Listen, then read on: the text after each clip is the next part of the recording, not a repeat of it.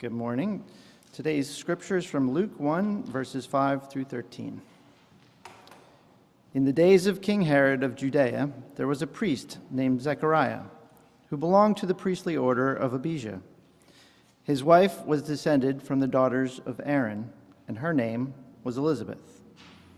Both of them were righteous before God, living blamelessly according to all the commandments and regulations of the Lord. But they had no children because Elizabeth was barren, and both were getting on in years. Once, when he was serving as priest before God during his section's turn of duty, he was chosen by lot, according to the custom of the priesthood, to enter the sanctuary of the Lord to offer incense. Now, at the time of the incense offering, the whole assembly of the people was praying outside. Then there appeared to him an angel of the Lord, standing at the right side of the altar of incense. When Zechariah saw him, he was terrified, and fear overwhelmed him. But the angel said to him, "Do not be afraid, Zechariah, for your prayer has been heard. Your wife Elizabeth will bear you a son, and you will name him John."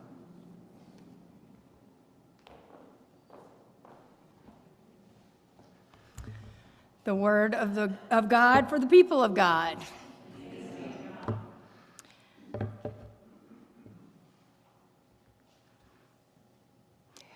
Advent begins in the dark. We sometimes forget that. We rush toward the lights and the nativity scenes and the promise of peace and truth. But the season actually begins before any of that appears. Advent begins in shadows and longing and uncertainty. Liesl Mueller has a beautiful poem that I was going to read, but for sake of time, I'm not going to read the whole thing. And it's entitled simply Hope. And she begins the poem with these words: "Hope hovers in dark corners before the lights are turned on." Hope, she says, doesn't start in brightness. It doesn't require clarity. It doesn't wait for everything to be fixed. Hope waits in the shadows, in the unlit corners of our lives, in the places that, honestly, we'd rather not look at. It hovers there, quietly, patiently, before we can even see it. And in many ways, Mueller's poem is a doorway into the Advent story that Luke gives us this morning, because Advent always begins in the dark, and hope emerges before we're ready. So Luke opens the gospel story with these words, as Jana reminded us early in the service: "In the days of King Herod of Judea." Now, it's easy to skip over that part of the text, right? But the gospel writer doesn't mention Herod simply as sort of a time stamp or a filler to the rest of the text. Luke begins with Herod because it gives us context. And that context is a world shaped by fear. Herod ruled with violence and paranoia. He oppressed his own people to maintain his power. His reign was backed by Rome, which we know was the ultimate empire, and whose shadow stretched across every aspect of life. In the days of King Herod of Judea, people lived with constant fear. Fear of scarcity, fear of losing work, fear of political instability, fear of speaking too loudly against injustice, fear of what tomorrow might bring, fear of death. In the days of King Herod is Luke's way of saying this story begins in dangerous times. This story begins in a fearful world. And we know something about that, don't we? We live in a world where fear often shapes our days and where empire is our context, where there is increasing economic inequity, where there is state-sanctioned violence that is rooted in white supremacy, where there are loss of safety nets like a great healthcare system, an accessible healthcare system, where those that feed empire are always welcome and those that challenge it, they're not. The rollback of laws that grant dignity and wholeness to those that do not conform to our heteronormative world. The instability and vulnerability of our planet. And that is not even to just hit the general heaviness that a lot of us just feel in our everyday lives. This Advent, our theme asks, what do you fear? And when Jana mentioned it at the top of the service, I heard Glenn Doran go, you want me to give you my list? I think we've begun that a little bit here. But here's the thing, we're not asking this question this Advent season, what do you fear? Not to amplify fear, because we have enough of that in our world. But we ask it so that we can name our fear and our fears honestly. Because unspoken fear grows louder and it festers in ourselves and in our societies. When we are not honest about our fears, they just grow. And when we don't name our fears ourselves, others with much more sinister motives will name them for us. Mostly inaccurately, but they will name them for us in order to capitalize and weaponize our anxiety, to keep us in fear so that they have power over us.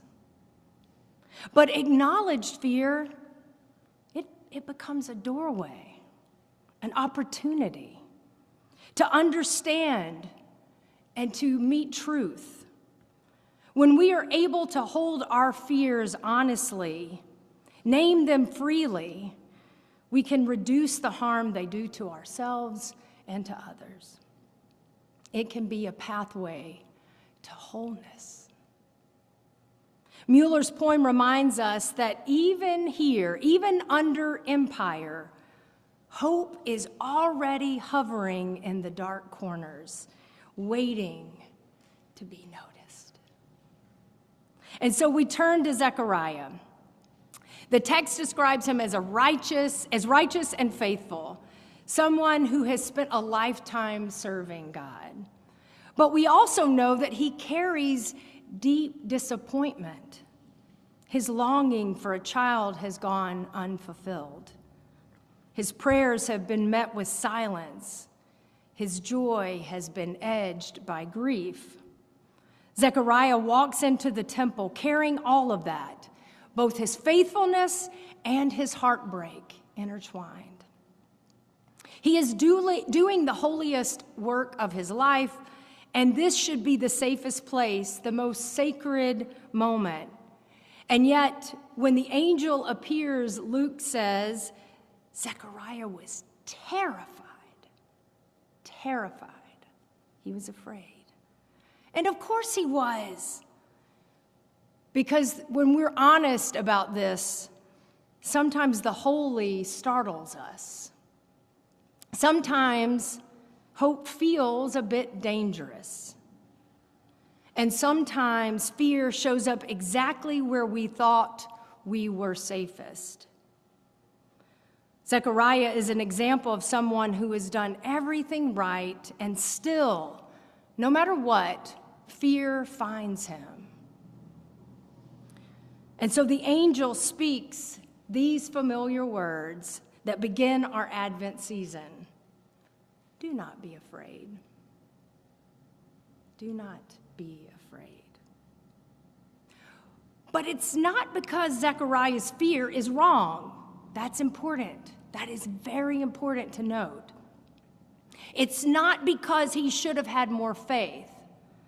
not because the angel even expects him to be fearless. See, this is not a reprimand, it's reassurance.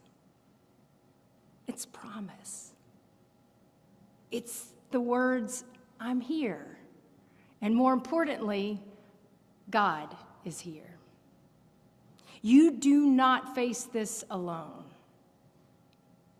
This is the beginning of Advent hope, the kind of hope we're talking about this morning. Not the absence of fear, but the presence of God within fear. But there's a difference between wishful thinking and true hope. And I think that's important for us to delineate as we begin this season. The late Rabbi Jonathan Sacks once said, optimism and hope are not the same. They're not the same. Optimism is the belief that the world is changing for the better. Hope is the belief that together we can make the world better. Optimism is a passive virtue. Hope is an active one. It needs no courage to be optimistic, but it takes a great deal of courage to have hope, true hope.